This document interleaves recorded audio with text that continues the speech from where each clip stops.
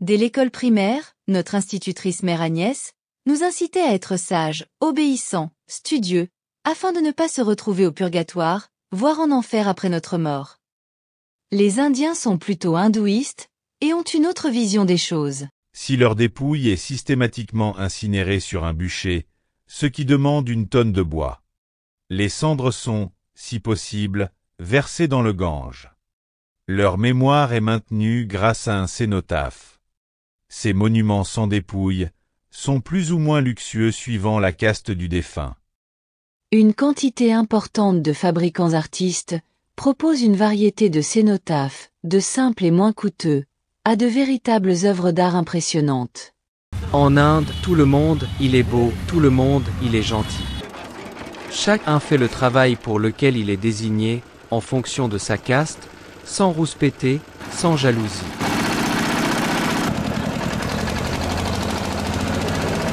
Les uns gèrent un petit shopping à côté d'autres, avec un magasin de luxe. Il y en a qui fabriquent des briques, d'autres proposent des vêtements luxueux, à côté d'un coiffeur ou un couturier.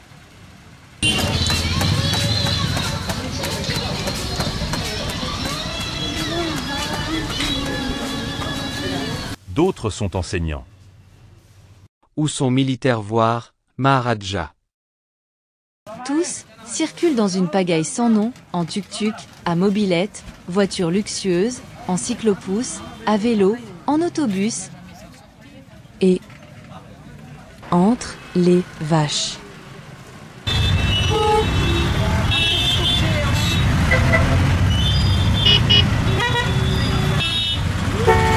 En rue, ça klaxonne beaucoup, mais jamais pour râler, juste pour prévenir et éviter un accident.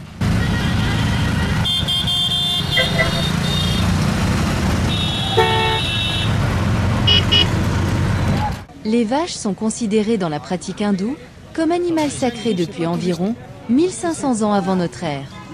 La vache est vue comme le symbole de la mère nourricière, car elle fournit le lait, un aliment vital, et aussi un fertilisant pour la terre, et le cuir, après sa vie sur terre, souvent terminé, dans un home pour vaches. Chaque matin après la traite, l'agriculteur lâche les vaches dans la nature et elles se débrouillent pour trouver leur nourriture, mais ils gardent leur veau à l'étable. Pour inciter les vaches à rentrer le soir pour le nourrir et en profiter pour les traire. En résumé, la vache en Inde est sacrée depuis plusieurs milliers d'années, avec des racines profondément ancrées dans la religion hindoue, la culture et l'histoire du pays. Ils doivent être incinérés avec un grand respect, avec un grand honneur. Dans chaque village, il y a un parc crématorium. Chaque famille, il a son propre lieu de crémation. Parc crématorium pour la caste des brahmines, pour la caste des prêtres. On va mourir et rien ne va avec nous, seulement nos karmas, nos actions. Grâce à nos karmas, on sera jugé. L'important est de préserver un bon karma en agissant avec bienveillance envers les autres. Éviter la malhonnêteté, ne pas nuire aux êtres vivants, préserver l'environnement, accepter les différences et faire preuve de compréhension, se détacher de la colère, de la violence, de la jalousie. Cultiver la paix intérieure et la conscience de soi, tout un programme pour une bonne réincarnation, une croyance partagée dans l'hindouisme. Après la crémation, l'esprit cherche à se réincarner, en fonction du niveau de son karma. Le fils aîné de personnes mortes, il fait 7 tours autour du bûcher avec une allumette et il allume le bûcher. Les femmes, elles ne sont pas autorisées pour assister à la crémation. Selon la mythologie hindouiste, à un moment donné, on a vu une femme qui est allée pour assister dans la crémation de son mari et c'était vraiment un moment émotionnellement sensible, c'était très triste. Cette dame, elle a beaucoup pleuré. À cause des larmes, elle a bien éteint la crémation. C'est pour ça qu'on dit que les femmes, elles ne sont pas autorisées pour assister à la crémation. après la mort, on va vivre une nouvelle vie avant de renaître. On a une étape à passer, soit au paradis, soit à l'enfer, soit on peut coincer quelque part. Peut-être dans un nouveau-né, d'une caste supérieure, mais peut-être dans un animal, voire un rat, en fonction de son karma.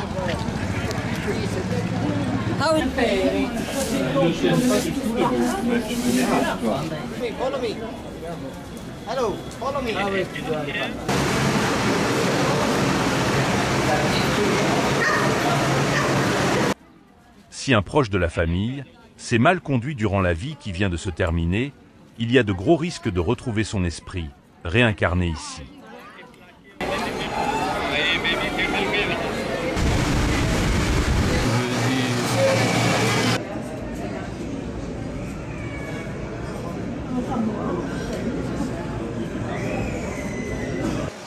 Le soutien de la famille étant inébranlable, il convient de l'encourager le temps qu'il améliore son karma pour la prochaine vie.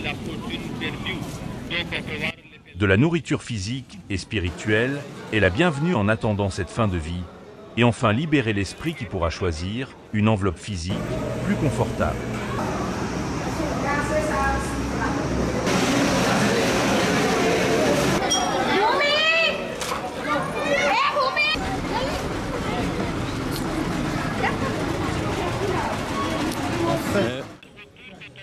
Selon la tradition religieuse hindoue, aux origines, 4 castes. En haut, les brahmanes. Prêtres, enseignants, chercheurs. Après les kshatriyas. Guerriers, rois, administrateurs. Ensuite les vaishyas. Commerçants. Artisans. Paysans. Et tout en bas les shudras. Ouvriers, serviteurs. La modernisation, l'urbanisation et l'éducation ont permis de réduire certains aspects les plus rigides du système de caste. Bien que la constitution indienne de 1950 ait interdit la discrimination fondée sur la caste, c'est souvent les parents d'un garçon en âge de se marier qui choisit sa future femme en fonction d'arrangements entre familles, souvent d'une même caste. Un peu comme l'émission « Marié au premier regard ». Quand on parle à propos de mariage arrangé. Mariage, c'est une relation entre deux familles. Donc après le mariage, on n'a pas de possibilité de séparation. C'est-à-dire, il n'y a pas de divorce dans le mariage. Mais dans le terme hindouiste, chez nous, le mariage, ce n'est pas qu'une relation entre deux personnes, c'est une relation entre deux familles. Officiellement, l'âge de mariage, pour les filles, c'est 18 ans et pour les garçons, c'est 21 ans. Normalement, presque tout le monde il se marie en moyenne à 25, 26, 27. Normalement, en moyenne, combien on dépense? On peut dire 1 an à 2 ans de revenus d'une famille, on dépense pour un mariage. Le mariage arrangé, ça s'est payé tous les deux côtés, du garçon aussi, il paye, et le côté de la famille aussi, le côté de filles aussi, il paye. Les deux côtés. Donc très souvent ce sont les parents des filles qui commencent à chercher un garçon.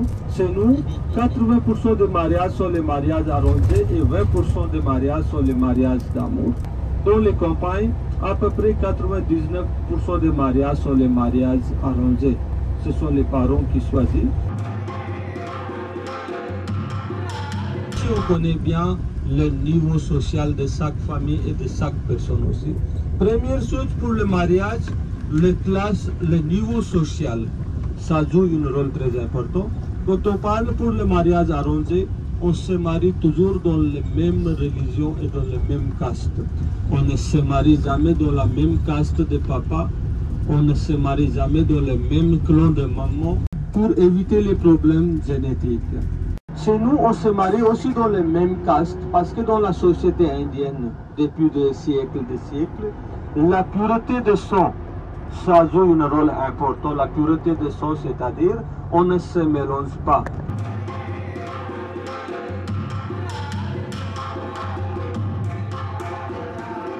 Pour en revenir à l'importance de la religion en Inde, une anecdote étonnante.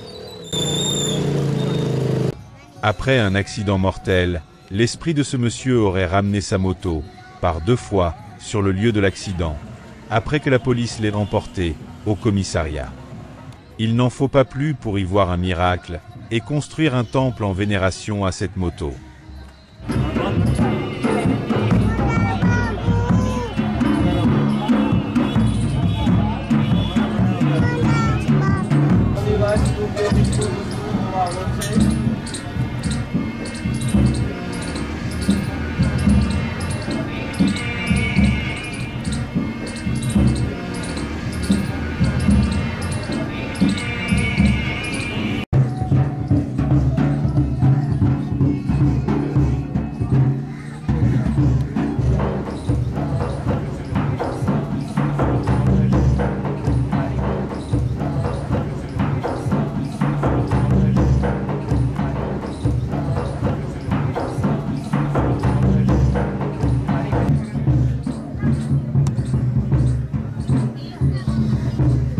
Lors de l'anniversaire de l'accident, des milliers de personnes entourent l'arbre, décoré de rubans rouges.